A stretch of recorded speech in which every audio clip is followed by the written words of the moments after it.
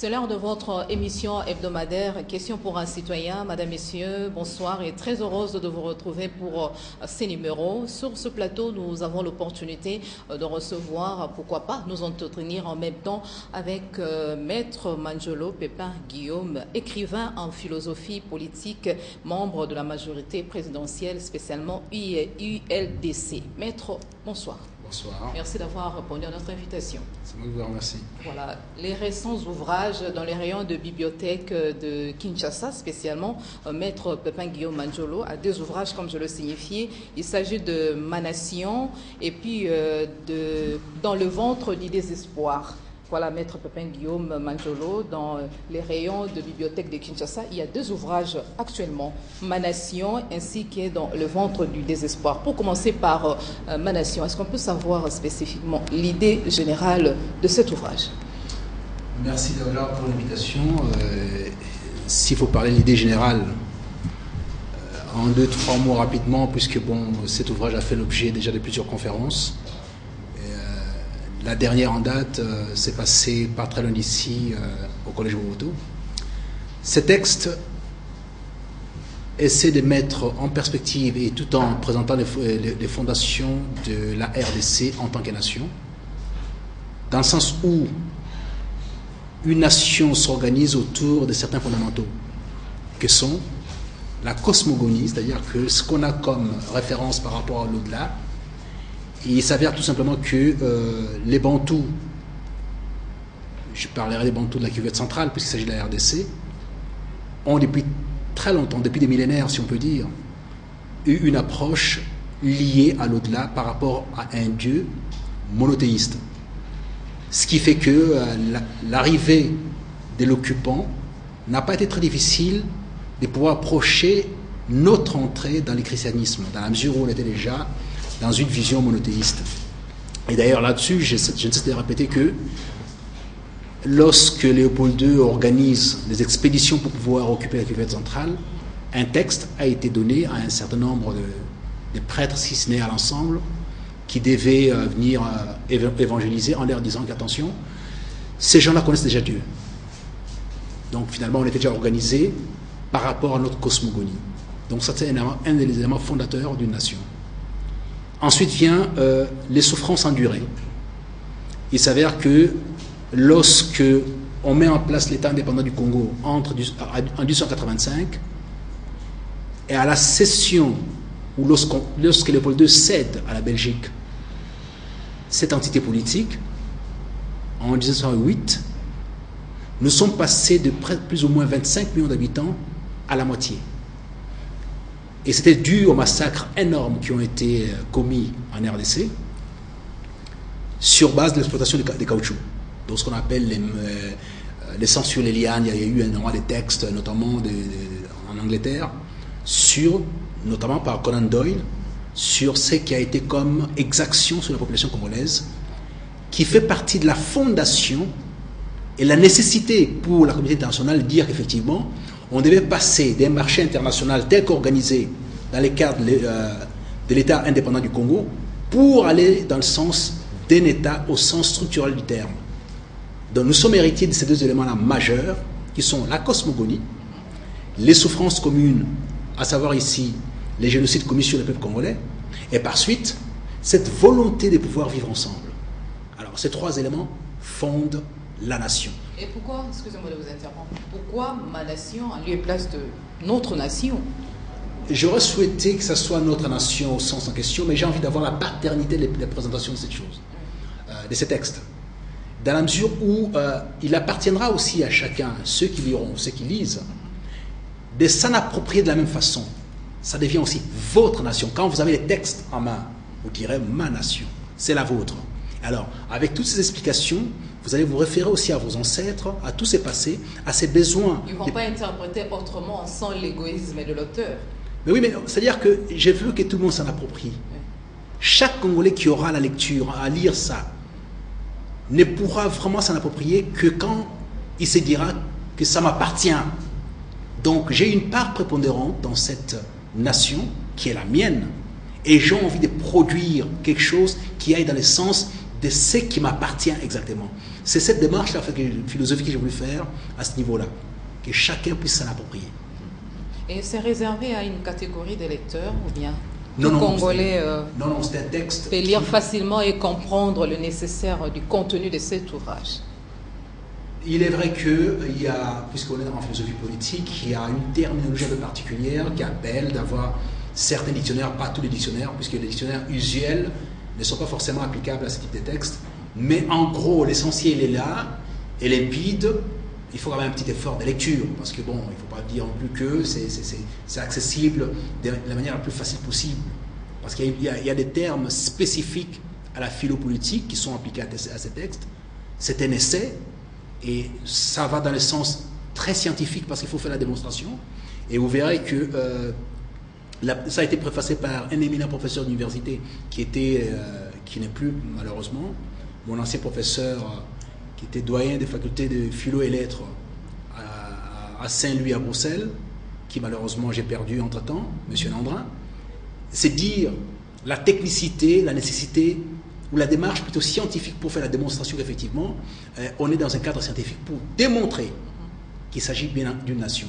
Parce qu'on peut nous dénier aussi les faits que nous ne sommes pas une nation. Dans la mesure où on parle du principe qu'un certain nombre d'entités politiques au niveau de la Kivu centrale n'avaient rien à voir les unes des autres, très bien, ce qui peut être justifié. Mais néanmoins, cette nécessité de vivre ensemble est issue d'une coordination d'éléments que sont à la fois la cosmogonie, cette volonté de vivre ensemble qui est prégnante dans nos comportements, et d'ailleurs la preuve c'est que jusqu'à aujourd'hui, ce qui se passe à l'Est ne permet pas qu'on puisse nous arracher une partie de l'Est. Donc toute la République, tous les nationaux, tout Congolais luttent pour que ça ne puisse pas advenir. Voilà, on parle pour l'instant de l'ouvrage du livre Ma Nation. Est-ce que la République démocratique du Congo, la RDC, peut-elle se soustraire de dominants extérieurs vu les aspects géopolitiques et historiques qui ont caractérisé son passé? Non, c'est-à-dire que ça c'est une détermination d'abord interne. La démarche, les interactions internationales existent, ont toujours existé. L'influence extérieure est liée par rapport à votre capacité de gestion interne. Si vous êtes un État faible à l'intérieur, c'est vrai qu'il y aura un impact dans vos agissements, dans vos comportements qui viendra à l'extérieur. Mais quand vous êtes un État structuré, et que si vous partez du principe que je suis en train d'énumérer ici, de déclamer si on veut, dans mon texte Ma Nation, vous verrez qu'il n'est pas facile, il n'est pas aisé. Tous les pays qui ont été des pays nationalistes au sens étymologique du terme, avec les fondamentaux que sont la cosmogonie, que sont les souffrances communes, que sont cette volonté viscérale de vivre ensemble, ces pays-là, on ne sait pas avoir d'impact extérieur. Parce que avoir l'impact extérieur veut dire il y a la trahison intérieure en permanence. Voyez-vous, où il y a la soumission intérieure permanente. Alors, on est soumis lorsqu'on ne sait pas qui on est. Lorsqu'on sait qu'on part d'une base étiologique spéciale, on a difficile à voir l'influence extérieure. Souvenez-vous ce qui s'est passé en 1960, lorsqu'il a fallu aller discuter à la table ronde. Cette haute idée de la nation était déjà présente, ce qui a fait que, sans Lumumba qui avait été incarcéré, on ne pouvait pas aller.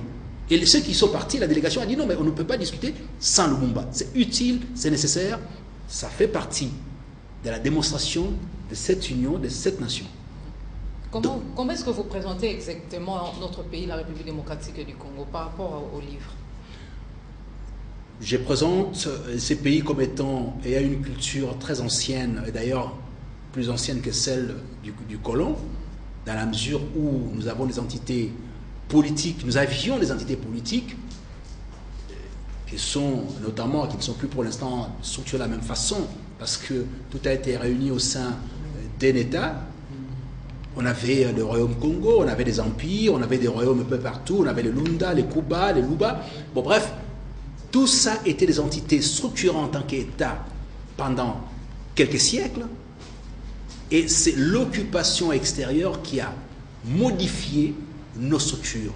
Mais néanmoins, cet État, dans les textes, et ces entités-là, vous trouvez ça dans les textes, avaient déjà un droit, avaient structuré leur comportement avait des échanges, notamment diplomatiques, et pouvait circuler. Et d'ailleurs, on verra très bien si vous regardez chez les Congos qui ont commercé avec le monde entier pendant très longtemps, qui avaient déjà la possibilité d'envoyer des ambassadeurs un peu en dehors de l'Afrique, ce qui est très important, avant même l'apogée de toutes les colonisations.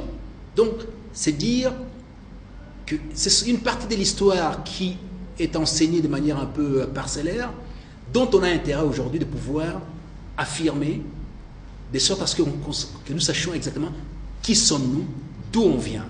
On ne peut prendre l'envol, regarder, avoir la belle perspective que quand on sait d'où on vient. Et là, j'explique un peu l'origine de notre âme et notre esprit qui fonde notre droit à travers ces textes. Voilà, maître, est-ce qu'on peut savoir l'ouvrage de combien de parties exactement? Je pense qu'il y a 4 ou 5 chapitres de mémoire, parce que c'est un ouvrage qui date déjà de plus ou moins 7-8 ans. On peut connaître le quid de la première partie? La première partie, la première partie, c'est juste une ouverture, normalement c'est préliminaire, mais ce qui m'importe le plus, c'est par rapport aux libertés. Voilà. C'est-à-dire qu'il y a une partie qui met en exergue la nécessité de comprendre nos libertés. Vous avez posé une question tout à fait utile de l'impact, des implications extérieures. Lorsqu'on ne détient pas la clé ou les clés de sa propre liberté, en ce moment, on ne comprend pas qui on est et forcément, on a l'ouverture vers l'extérieur, l'appel d'air vient de l'extérieur, c'est-à-dire regarder vers l'extérieur pour pouvoir trouver solution à ses propres problèmes. Et c'est ça, l'absence de la maîtrise de la liberté. Tous les pays qui se sont formés, qui sont aujourd'hui des grands pays, notamment les États-Unis d'Amérique, la base légale, la base structurelle, la base l'âme même des États-Unis, c'est d'abord la liberté, les principes de liberté. J'ai voulu expliquer cette nécessité du principe de liberté, comment est-ce que la RDC doit devoir maîtriser ça, les Congolais doivent maîtriser ça, et ça nous permettra de pouvoir être indépendants totalement, mentalement aussi, au-delà d'une petite dépendance financière, parce qu'on en a besoin dans le cadre des interactions, ou pour formaliser nos besoins, on a besoin d'une aide extérieure, mais on ne peut pas, comment dirais-je, prendre l'aide structurelle, matérielle, mélangée avec cette liberté, cette souveraineté qu'on tire de notre liberté. On ne peut pas mélanger ça. Moyen il y a de passer de la liberté à la responsabilité. Exactement, c'est ça en fait, c'est-à-dire que c'est ça l'idée. L'idée de dire, lorsqu'on est libre de la liberté la plus large possible, telle qu'est donnée par Dieu, parce qu'on part du principe que la Bible étant, les chrétiens étant, c'est ce qui nous a formé un peu, part du principe que l'homme n'est libre de la liberté la plus large possible. Il n'accepte d'aller en société que parce qu'il doit faire des compromis. Mais il est libre. Donc les Congolais naissent libres. Bien. Maintenant, pour pouvoir aller vers l'autre ou travailler dans une communauté, on doit se responsabiliser. Partir du principe que, bon, puisque je suis responsable de ma propre vie, premier élément, je ne veux pas qu'on puisse me l'arracher. Alors, j'ai fait des compromis par rapport à la société pour que je ne puisse pas disparaître. Première responsabilité majeure. Donc, cet instinct de protection et la compréhension la plus subtile et la plus nécessaire de la liberté. Alors, donc ça vous rend d'office responsable. Si on n'a pas compris ces mécanismes-là, donc de la liberté, ce qui permet de pouvoir devenir responsable par rapport à toute la structuration sociale, on n'a rien compris, malheureusement.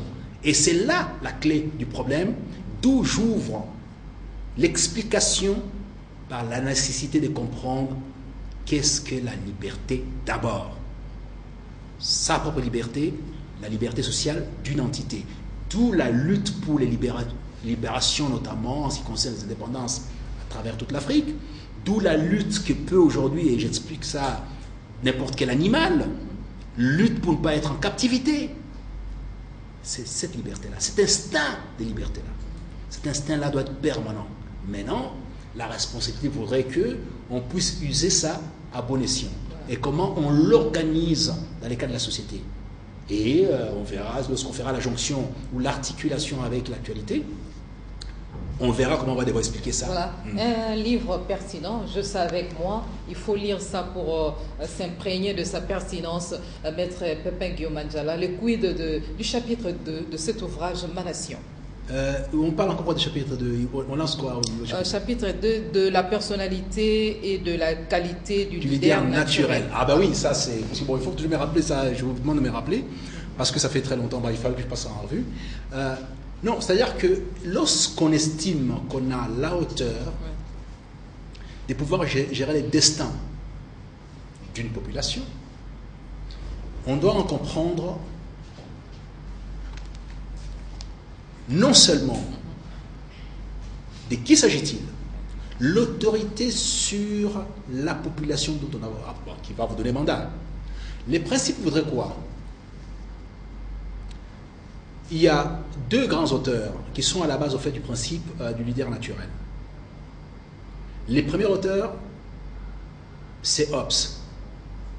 Hobbes a écrit, il me semble, et là il y a une unanimité par rapport à ces textes, les plus grands livres des philo-politiques, qui s'appellent les Léviathans. L'idée de dire que le monde est organisé sur base du droit naturel. C'est le droit naturel qui veut que l'homme est un loup pour l'homme. Dans la mesure où on est libre, la liberté la plus large possible, on est prêt à tout faire pour s'accaparer des moyens permettant à ce qu'on puisse avoir la meilleure vie possible. Maintenant, c'est la raison du plus fort. Les plus forts s'imposent en tant que tels parce que les droits de la nature nous donnent cette possibilité-là de pouvoir s'imposer. Et pour sortir de cet état de nature, on a pensé mettre en place une société. Et cette société devait être gouvernée par un Léviathan. C'est-à-dire quelqu'un à qui on va donner toute l'autorité de pouvoir assurer notre sécurité, moyennant finance, mais sans lui demander des comptes. Ça, c'est la conception des Hobbes. Donc, nous sommes dans un état de nature, nous sommes tous libres de la liberté la plus large possible, pour faire en sorte que nous survivons parce que les plus forts aura toujours raison, va massacrer les plus faibles, va s'accaparer de ses biens, va s'accaparer de son industrie, ou industrie au sens du travail, c'est-à-dire que quelqu'un qui travaille, ça s'appelle une industrie. Alors, pour éviter ça, on fait comment? On fait un choix, les choix de ce qu'on appelle un Léviathan, un peu comme dans la Bible, qui aura l'autorité absolue sur la gestion de notre sécurité. Mais ces Léviathans ne devra rendre compte à personne. Tout ce qu'il a à faire, c'est garantir notre sécurité. Et nous, on paye l'impôt pour ça. Ah, il montera une armée, il fera tout ça, mais il ne doit pas rendre compte. Ça, c'est Hobbes. Et puis, il vient un autre auteur, très important, et qui est à la base aujourd'hui, c'est de l'organisation sociétale et étatique à travers le monde, qui est John Locke, qui d'ailleurs est à la base du texte fondateur des États-Unis d'Amérique, qui parle d'abord de la liberté, qui dit, nous, peuple, là les Américains ont récupéré les textes pour dire, peuple américain, sommes nés libres de la liberté la plus large possible, nous donnée par Dieu, et que si nous concédons une partie de notre liberté, c'est moyennant ceci, moyennant c'est là et tout. Donc, cette communauté qui est libre à la base de la liberté naturelle, du droit naturel, donne mandat à un gouvernement et non plus à un Léviathan. Donc, les leaders naturels qui étaient Léviathans au demeurant deviennent maintenant gouvernement, à qui on va confier ces mandats pour gérer nos libertés. Cette fois-ci, il doit rendre compte, contrairement aux Léviathans qui ne rendaient pas compte, les leaders naturels actuels dans le cadre du gouvernement civil, pas militaire, puisqu'il a parlé du gouvernement civil, doit rendre compte du mandat qu'on lui a confié. Au cas où les peuples qui composent ces gouvernements, qui donnent mandat à ces gouvernements, n'est pas d'accord, ils destituent les gouvernements pour en remplacer par un autre. Donc je comprends. Apparemment, le politicien, les acteurs politiques sont le premier à sauter dessus pour s'en procurer l'ouvrage Ma Nation. Mais les gens qui ont vocation à gérer doivent savoir pourquoi ils doivent gérer. Lorsqu'on dit qu'on est dans une démocratie, nous avons l'obligation, parce que les gouvernements, c'est les peuples qui décident d'en créer un pour gérer son quotidien, pour gérer ses intérêts. Les peuples ne décident pas pour vous donner, vous, mandat de gérer vos intérêts. Ils décident de vous donner mandat pour gérer ses propres intérêts. Organisez-nous les routes, l'électricité, c'est ci, c'est là et tout ça. Garantissez-nous la sécurité, de sorte à ce qu'on puisse pas perdre nos vies par le fait des barbares, par le fait des criminels et tout ça. Très bien. Alors en ce moment-là, le gouvernement est censé pouvoir le faire. Maintenant, si au terme du mandat lui confié, il n'est pas en mesure de répondre à cette demande pressante, à ces mandats, à ces cahiers de charges lui confiés par la population, ben, la population dit, écoutez, c'est fini, vous partez, d'autres doivent venir prendre la place pour faire ce qu'on vous a demandé, que vous n'avez pas pu faire, et remplir ces cahiers de charges. C'est ça la démarche en fait. Voilà. C'est le coût de l'ouvrage, c'est accessible. Ça revient à combien? Je suis sûr et certain que le prix est accessible à toutes les bourses. J'essaie de faire ça à la hauteur des bourses de la population congolaise. C'est pas grand chose, c'est pas des ouvrages à $100, puisque j'ai vu que la plupart, pas d'intellectuels, mais ceux qui sont un peu en vue lorsqu'ils lancent des ouvrages, c'est limité à un cadre de ceux qui ont les moyens. Non, il est à $20. Voilà. $20, je pense que... On en trouve dans les rayons des bibliothèques, le magasin... Oui, mais les grands problèmes, il y a combien de bibliothèques à Kinshasa? C'est ça, les problèmes, c'est qu'il y a combien de bibliothèques à Kinshasa? Non, pour l'instant, il est disponible, on peut le trouver l'ancien grand hôtel qui est devenu Pullman, il me semble. Et on peut trouver ça chez Money Shop, au niveau des Kintambo. Et voilà, il est disponible, mais sinon, au Grand Hôtel, c'est pour les gens qui sont dans les périmètres de la Gombe, au Grand Hôtel, ils peuvent s'informer, ils auront ça. Voilà, c'est un peu ces deux endroits pour l'instant. Parce qu'on est actuellement à la 6e édition. Ouais. Le Grand Hôtel qui est fréquenté par une catégorie de la population. Oui, mais la grande difficulté, c'est que les sites des ventes des livres n'existaient presque pas. C'est ça le problème. La grande difficulté, c'est ça aussi. Je veux que tout le monde lise, mais on va le mettre où? Et c'est à peine que les Congolais lisent, raison pour laquelle on arrive à dire que si vous voulez garder un trésor, il faut le garder dans un livre, d'autant plus que les Congolais n'ont pas cette culture de la lecture. Mais on n'avancera pas du tout si on ne lit pas. Tout est dans les livres.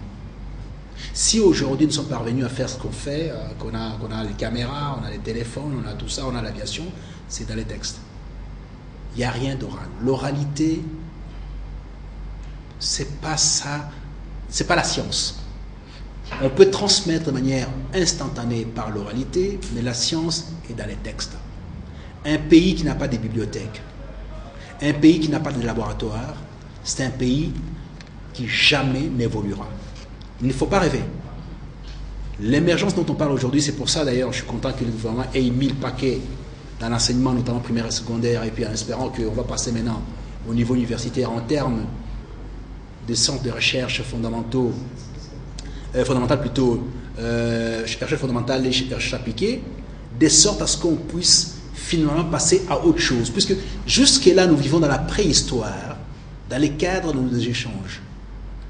Les gens sont dans l'oralité permanente et c'est pas bien. Il faut apprendre à lire, il faut lire. Vous savez, bon, les gens ont des prétentions notamment de dire qu'ils sont intellectuels du fait d'avoir été à l'école. Ils sont emportés par le nouvelle technologie de communication. Oui, mais encore, là aussi, il y a à boire et à manger. Non, je ne pense pas qu'on puisse dire ça. La première option, en fait, ce que j'ai envie de pouvoir, là où j'ai envie d'insister, c'est l'aspect intellectuel. N'est-ce pas? Vous verrez qu'à Kinshasa, tout le monde est intellectuel. Le fait d'avoir été à l'école fait de vous intellectuel. Non, c'est pas ça être intellectuel. Être instruit, être intellectuel, c'est deux choses différentes. Les gens ont l'instruction, ils ont un bac plus 5 et tout ça, très bien. C'est l'instruction. Être intellectuel, c'est produire de l'intelligence. Cette terminologie date de 1945, c'est la France qui a été à l'avant-plan de cette... Comme Maître Pépin qui produit de l'intelligence. Je ne peux pas m'accorder ces titres-là, je laisse aux autres pour le dire, si effectivement ce que j'ai produit participe à la modification de la société, aide la société de manière structurelle et fondamentale à apporter un changement éventuel. C'est-à-dire que si la théorie, notamment ce que je propose ici, la théorie de l'amnésie du manioc, c'est ma théorie. Si cette théorie est applicable en sociologie ou en philosophie politique à un moment donné, en ce moment-là, on dira effectivement il a apporté une modification structurelle à la société. Là, je peux, modestement bien entendu, passer dans cette classe-là. Il ne m'appartient pas moi de déclamer haut et fort que je suis intellectuel. Un enseignant d'université qui ne produit rien, qui a fait son agrégation et son doctorat et qui ne fait que rendre ce qu'il a appris, qui ne produit rien du tout, n'est pas un intellectuel. Il devient intellectuel dès lors qu'il commence à sortir de ses propres théories qui sont applicables à la société, qui modifient la société. Dépourvu, faute de moyens, on est limité, voilà. Non, non. C'est-à-dire que quand on a fait les sacerdoces de la recherche, il y a un peu de don de soi. Qu'est-ce qu'on a comme moyen pour pouvoir écrire? Quand on détient un peu de savoir et qu'on voit que la société a des travers qu'il faut modifier, on y apporte des solutions. Mais pas des solutions de manière incantatoire, non. Des solutions structurelles et scientifiques, donc raisonnables, qui iront dans le sens de pouvoir dire 1 plus 1 égale à 2, qui ne sont pas discutables. La raison, c'est ça en fait. Voilà, c'était une parenthèse. Revenons à notre livre. Au chapitre 3, vous faites allusion de la nouvelle conception du soldat congolais. Quid? Oui, la nouvelle conception du soldat congolais, c'est-à-dire que c'est le fait d'appartenir à une sorte de machine. J'ai pris pour exemple un véhicule automobile que chaque Congolais estime, ou quand il dit ma nation, pour revenir à votre première question, pourquoi ma nation? C'est cette participation de manière charnelle à la structure. J'appartiens à cette structure, j'ai ma fonction à mon endroit. J'appartiens à ces véhicules, je suis une pièce de ces véhicules. Donc chaque acte que je poserai qui serait contraire au bon fonctionnement du véhicule changerait ou modifierait ou empêcherait ces véhicules de pouvoir avancer. Je suis une roue de ces véhicules. Si je ne suis pas bien gonflé, je ne peux pas faire avancer le véhicule. Donc je bloquerai la machine. Et cette conscience est une conscience soldatesque. Dire je suis un soldat faisant partie d'une machine, d'une troupe. Sans moi, ce n'est pas possible. Prenez l'exemple d'une troupe militaire qui avance vers un front et que un d'entre eux, un des soldats, détient les munitions. Tout le monde a une arme, mais n'a pas de munitions. Il suffirait qu'ils arrivent au front et que la bataille commence. Si les munitions ne sont pas là, il n'y a pas de bataille. C'est-à-dire que c'est tout le peuple, c'est tout s'écroule. J'ai donné notre exemple des actes posés qui ne participent pas à l'avancement de la machine Congo, mais qui détruit la machine Congo. Le fait de détourner l'argent public, les deniers publics destinés aux hôpitaux, à l'enseignement, perturbe complètement le fonctionnement de cette machine Congo. D'où cette nécessité soldatesque qui impose une discipline quasi militaire où chaque acte peut faire avancer ou compromettre l'évolution de la machine Congo. D'où cet aphorisme en fait. Si je sais un peu de feuilleter, de parcourir l'ouvrage, à la page 19, vous faites allusion à ceci. À propos de la supériorité du blanc, il était formellement retenu que si, entre-temps, de peuples courbés en Europe sous le pouvoir d'un seul, ceux de France et des Hollandes, nous ont paru jusqu'à ce jour le seul mûri pour marcher avec dignité sous l'égide d'un gouvernement républicain. N'est-il pas absurde et extravagant de vouloir mettre en ligne les nègres africains sans le moindre préalable? De quel préalable exactement vous faites allusion? Voilà, en fait, ça, ce sont les débats au Parlement français. Que j'essaie de pouvoir, puisque bon, comme je vous disais que c'était un texte scientifique, j'essaie de voir un peu la manière dont nous étions considérés, nos interlocuteurs habituels. Et ça aussi, votre question a été judicieuse lorsqu'on parlait de l'extérieur.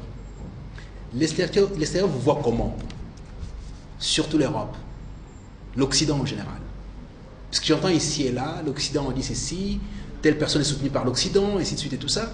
Mais il faut réformer la situation. Ceux dont vous croyez tirer bénéfice en termes de soutien, comment ils vous considèrent? Vous trouvez normal que vous pouvez aller chercher le pouvoir à l'extérieur? Est-ce qu'un Français viendrait chercher le pouvoir en RDC? Ce n'est pas faisable. Pour la simple raison, c'est que quand ils acceptent ou ils accompagnent, ils partent du principe qu'on a affaire aux gens inférieurs.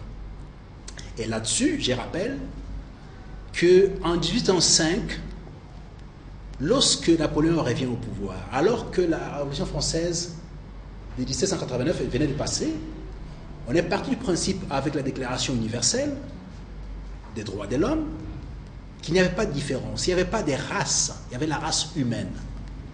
Et partant de là, comment est-ce qu'on peut considérer que s'il n'y a qu'une seule race, qui est des gens supérieurs aux autres? Ce n'est pas acceptable. Donc est survenue l'abolition. Notamment, la France a fait l'abolition. Il n'y avait plus d'esclavage par rapport à ça.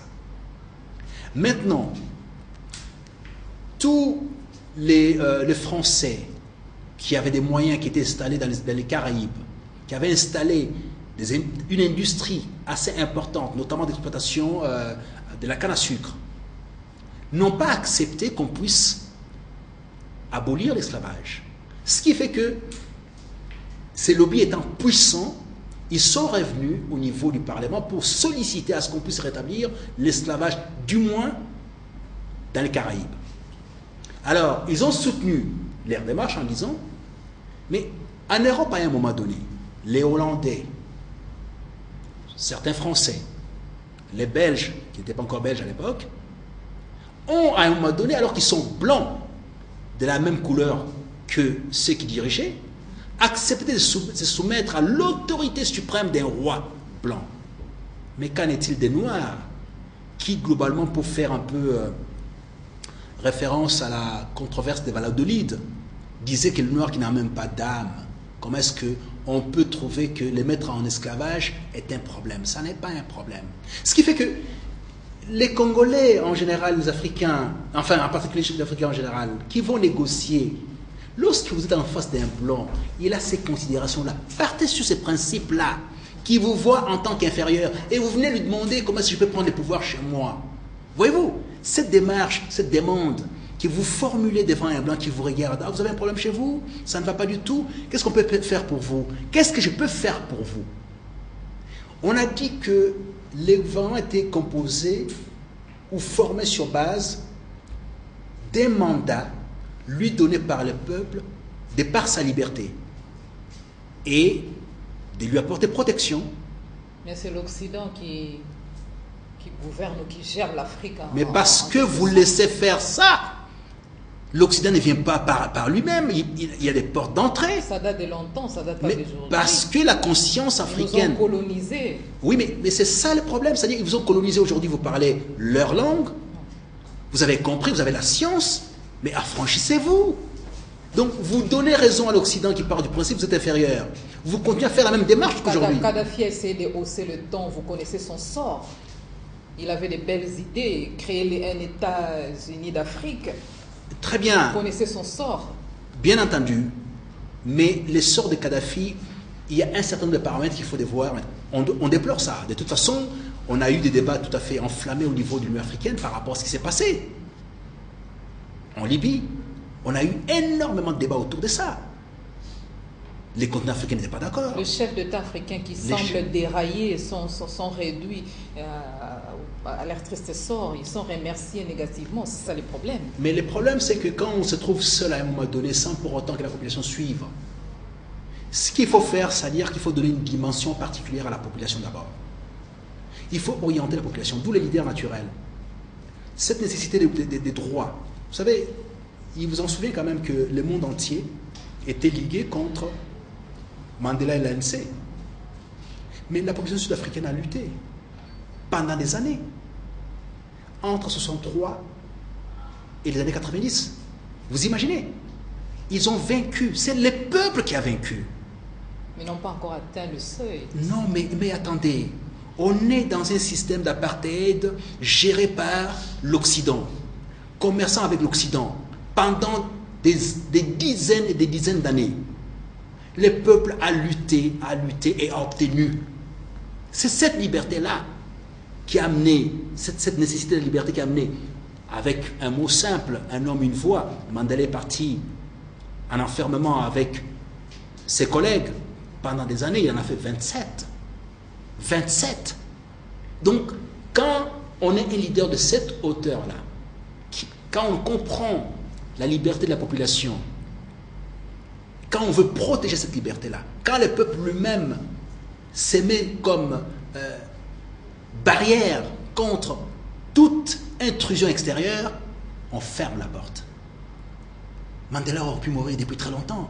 Ça ne s'est pas passé. Le sous-développement perdure, persiste. Pourquoi les colonisateurs sont partis tôt? Ça, c'est une réaction de certaines langues. Non, on ne peut pas dire ça.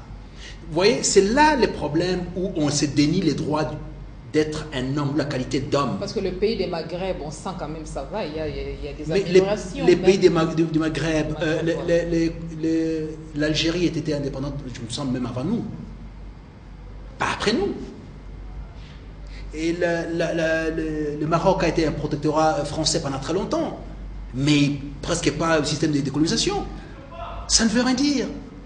Affirmez-vous en tant qu'être humain. N'attendez pas qu'on vienne faire ça pour vous, parce que au jour d'aujourd'hui, les techniciens, vous savez, j'ai vu l'histoire de Pathfinder.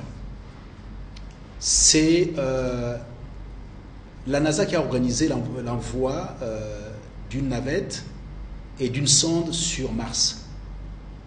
Mais le programme a été piloté par qui? Par un Malien, qui a été au moment donné Premier ministre chez lui quand il est revenu. C'était un Malien qui a fait ça. Donc c'est pour vous dire que c'est vraiment... C'est illusoire de penser qu'un peuple qui vient pour pouvoir vous martyriser, vous dénier la qualité d'homme, est là pour faire votre bien. Ça n'existait pas. Voilà, maître, toujours au chapitre 19 de l'ouvrage Ma Nation, quelque part vous dites « Prétendre assimiler en tout l'homme brut d'Afrique, aux Français, l'homme le plus civilisé d'Europe, n'est-ce pas un égarement de la raison et de l'esprit? Car celui-ci est dans son âge viril. Celui-là n'est que dans l'enfance. » Explicité. Vous venez de le dire, madame. Vous venez de dire, oui, mais je pense qu'ils sont partis trop tôt. Voyez-vous, c'est ce qu'on vous reproche, c'est ce qu'on dit de vous, en disant qu'ils sont tellement enfants qu'ils veulent qu'on les prenne dans les bras. Et ils ne peuvent pas être des hommes comme nous, parce que nous sommes civilisés, nous allons beaucoup plus vite. Ils vont trop lentement. Ce sont des enfants. Et vous venez de le dire exactement en paraphrasant ceux qui disent « Ah, ils sont partis trop tôt. Ils ne sont pas assez éduqués encore. Il fallait qu'ils restent ici. » Faites les tours des capitales dans la partie australe de l'Afrique. Vous verrez combien de Congolais sont médecins, ingénieurs, dans tous les secteurs d'activité les plus pointus, on est là. Pour faire un État fort, c'est de l'intelligence dont on a besoin. Et nous avons cette intelligence-là. Qu'est-ce qu'il faut de plus? En termes de matières premières, on les a.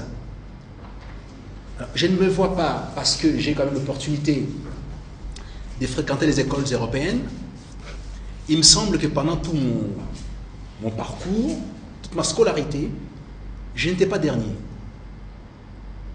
On était parmi ceux qui réussissaient, qui avançaient. Et la preuve aujourd'hui, elle est là, parce que j'ai en fait la démonstration, à travers notamment les textes que j'ai produits, à travers les préfaciers de mon texte, qui était mon doyen de faculté de philosophie et lettres, qui a accepté de faire ce travail-là, parce qu'il avait de la considération pour moi, en termes de production intellectuelle, pas en termes des couleurs.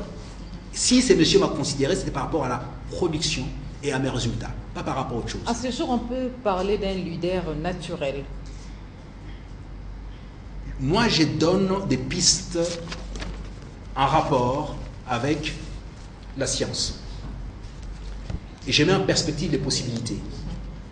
Maintenant, il appartient aux uns et aux autres, je ne peux pas être à la fois celui qui produit et celui qui juge, ou qui donne, qui sanctionne. Non, je donne des pistes de solutions par rapport à ça, il appartient aux uns et aux autres d'apprécier, mais ce sont des textes que je mets en perspective par rapport aux possibilités à venir. Bon, on ne travaille pas pour les présents, on travaille pour la postérité et de manière en fait intemporelle. Donc ça n'a pas de coloration plutôt immédiate. Voilà. Par rapport à cet ouvrage, Ma Nation, je me dis d'office, Maître Pépin Guillaume est dans la politique. Donc la politique lui intéresse. Les dialogues, on en parle, ça pointe à l'horizon. Est-ce qu'on peut avoir votre point de vue, l'objectif du dialogue? La politique m'intéresse, je suis né en politique, je suis fils de politique, j'ai été élevé en politique, donc c'est un peu ma vie. Oui, mais la politique, on est dedans, les dialogues est plus que nécessaire, c'est une obligation. Voilà, l'opposition semble désavouer l'Union africaine. Le choix d'Eden Kodjo comme facilitateur déplaît certains opposants. Ouais, il me semble qu'on a demandé à Corée-Acri la nécessité d'avoir quelqu'un qui vienne pour faciliter, pas pour arbitrer, mais pour faciliter. La communauté internationale qui a vu la nécessité de ces dialogues, à la suite de l'Église catholique, du Vatican, du pape, personnellement, ce qui n'est pas la moindre chose, il est nécessaire que ceux qui hésitent encore puissent y prendre part et présenter leurs objections éventuelles dans les cadres du dialogue. On a des sérieux soucis dans ce pays depuis 2011. Lié à l'issue des élections de 2011. Il fustige les dialogues, pourquoi c'est favoriser, faciliter les glissements et c'est pour préparer un troisième mandat au président actuel. Oui, mais la RDC a besoin à un moment donné, ou l'intelligentsia congolaise a besoin à un moment donné, d'avoir des repères, notamment en ce qui concerne une démarche de déconstruction. C'est quoi les glissements? Ça veut dire quoi exactement les glissements? J'ai envie d'avoir la définition du glissement. Jusque-là, on n'a pas encore défini. On part du principe que si à telle date... Mais non, mais je vais bien comprendre parce que bon, ceux qui sont les tenants du glissement ou ceux qui en parlent et tout ça n'ont pas encore défini. Vous savez, c'est bien de pouvoir lancer le concept. Encore faut-il aller jusqu'au bout. Et ce que j'ai aimé chez un auteur assez important qui s'appelle Derrida, c'est la crédibilité d'un concept lorsqu'on le définit et qu'on compartimente toutes les parties de la définition, qu'on le mette à l'endroit où on a vert, ça donne la même chose. Alors c'est crédible. Maintenant, qu'en est-il du glissement? J'en sais rien. Parce que jusque-là, les tenants du glissement n'en donnent qu'un aperçu, comment dirais-je, subliminal. Oui, à cette date, si ce n'est pas fait, on glisse. Non, ce n'est pas comme ça qu'il faut voir les choses. Il faut se poser la question. Qu'est-ce qui s'est passé en 2011? On a précipité les choses, notamment par une sorte de recensement furtif en 6 mois pour faire une élection qui a été, dans une certaine mesure, bâclée, et tout le monde l'a reconnu. Et le chef d'État avait compris ça. Il a fait un discours mémorable, avec une ouverture particulière, disant qu'il était prêt à travailler avec tous ceux qui avaient la passion pour la RDC. La nation au sens qu'il entend, au sens que j'ai défini là-dedans. Tous ceux qui ont la passion pour la RDC. Le dur de l'opposition ne donne aucune chance aux Togolais pour procéder à la médiation du dialogue. Quels sont les éléments, selon vous, qui auraient concouru à la désignation d'Eden? La gestion des activités en rapport avec le communauté internationale aujourd'hui s'organise dans ce qu'on appelle la subsidiarité.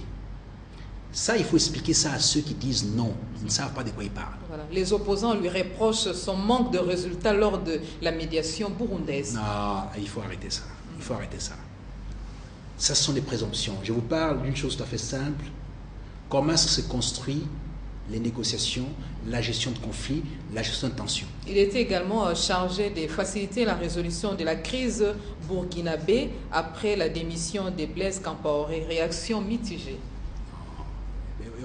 On va tirer les conclusions après avoir évalué. On va tirer les conclusions après avoir évalué. D'abord, dans un premier temps, quelle est la base légale de la désignation d'Eden Kodjo? Subsidiarité. C'est-à-dire quoi? J'ai entendu ici et là certains opposants, à mal d'arguments, malheureusement pour eux, dire qu'il fallait quelqu'un qui vienne des Nations Unies, directement. Ça ne fonctionne pas comme ça. Lorsqu'une affaire se passe dans un pays, on donne mandat à à la communauté à laquelle appartient ce pays. Et en l'espèce ici, nous appartenons à l'Union africaine qui a autorité sur nous. Si jamais il y a chute, on n'arrive pas à pouvoir finaliser ce processus au niveau de l'Union africaine, on passe au stade supérieur qui est les Nations Unies. Mais c'est un organe des Nations Unies déjà. Donc on est au premier degré de la gestion de la situation. S'il y a faillite à ce niveau-là, on passe au deuxième degré. Donc l'autoprise en charge africaine est nécessaire. Vous refusez absolument de vous prendre en charge. C'est l'Union africaine qui prend les choses en main. D'abord l'Union africaine. On ne peut pas aller au-delà. On commence par l'Union africaine. Subsidiarité. On commence d'abord par l'entité à laquelle nous appartenons, qui décide, qui regarde, qui vérifie. Si elle ne s'en sort pas, alors on passe à la structure supérieure qui est les Nations Unies, au sens New York du terme. Ici, vous parlez du Burkina Faso. Quels sont les résultats au Burkina Faso aujourd'hui? Il y a un État établi. Il y a une belle transition. En guise de rappel, Edem Kodjo, ancien Premier ministre togolais et membre du groupe de sages au sein de l'organisation panafricaine. Bien sûr. Et pourquoi est-ce qu'on ne lui a pas dénié cette qualité de sage dans ces groupes-là? C'est un monsieur qui a énormément de bagages, qui a un parcours élogieux. On lui donne du respect, il a fait la démonstration. Le Burkina Faso, c'est une preuve notamment d'une réussite majeure. Tout le monde a applaudi la transition, la clôture de la transition et les pouvoirs actuels en place au terme des élections au niveau du Burkina Faso. Voilà, Maître Pepin, nous tendons vers la chute de notre émission. Je ne sais pas, vous êtes membre de la majorité présidentielle. En guise de message de chute, essaie un peu de vous résumer par rapport, nous sommes déjà en 2016, année électorale, faire un peu la synthèse de la situation politique, un peu de mots ainsi que quelques mots par rapport à l'ouvrage dans le ventre du désespoir. On n'a pas pu parler des stabilités par le temps. Essaie un peu de nous résumer en deux mots. Voilà, parce que nous sommes en deux mots. Dans le ventre du désespoir, c'est un texte qui permet de pouvoir parler du dialogue aujourd'hui. Parce que c'est un texte qui apprend aux gens comment pouvoir négocier, discuter. C'est-à-dire l'ouverture à la discussion est dans les ventres du désespoir. Lorsqu'on a un problème dans une société, il faut se mettre autour d'une table et discuter. On ne ferme pas la porte en disant « je ne discute pas ». Lorsqu'on discute, on a des solutions. Or, l'année 2016 impose aux uns et aux autres de discuter d'abord, de tirer les conclusions. D'où dans les ventres du désespoir, on atteint les désespoirs les plus absolus dans les cas de ce qu'on fait actuellement. Dans les processus électoraux, on est désespéré parce qu'on n'a pas d'issue réaliste. Et comment on fait? Discutons, donc, d'où les dialogues. Facilitateur, on a espéré en avoir un. Il y a un très très bon qui est aujourd'hui là. Bon, allons d'abord au dialogue. Rien n'est fermé, tout est ouvert. Et c'est sur base du dialogue, en regard des réalités sur le terrain, pratiques, des réalités pratiques sur le terrain, qu'on déterminera effectivement ce qu'il faut faire, n'est pas faire. L'année électorale, oui, d'accord, c'est aussi l'année de tous les dangers, normalement, on doit sortir des dangers. La seule porte de sortie des dangers, c'est simplement le dialogue. On ne peut pas accepter que dans ce pays, les sangs coulent pour les intérêts des uns et des autres, pour l'égoïsme de certaines personnes. C'est mauvais. Voilà. Nous devons aller dire au dialogue. Voilà, message de ces ouvrages résumés par son auteur, Maître Pepin Guillaume Manjolo. Je suis sûr et certain que c'était clair, comme dans un livre à l'image. Maître Pepin, nous sommes à la fin, à la chute. Non, je dis derrière, là, vous avez écrit, vous parlez de vous, qu'est-ce que je suis en train de dire? À la tête d'un mouvement néoconservateur congolais, les Républicains, ayant pour doctrine la révolution conservatrice congolaise. Il signe cet essai dans un contexte politique surchauffé en République démocratique du Congo, où les cultures persimissiumus vient de remplacer l'esprit suscité par le processus électoral fort controverse. C'est juste derrière l'ouvrage, à la fin. Explicitez ces mots et puis nous bouclons la boucle de cette émission. Culture pessimismus. Ça veut dire qu'il faut sortir de la culture du pessimisme pour passer à autre chose. C'est ce que je propose comme piste de solution, notamment dans le cadre du dialogue. Voilà, merci de nous avoir suivis, je suis sûr et certain, avec intérêt. Nous nous sommes entretenus pendant le temps qui nous est imparti avec Maître Pepin Guillaume, auteur de ces ouvrages. Hormis parler de ces ouvrages, nous avons aussi passé en revue quelques sujets brûlants d'actualité. Merci une fois de plus. Retrouvez cette émission en rediffusion le jeudi à 13h30. Bon, sur les programmes sur votre chaîne.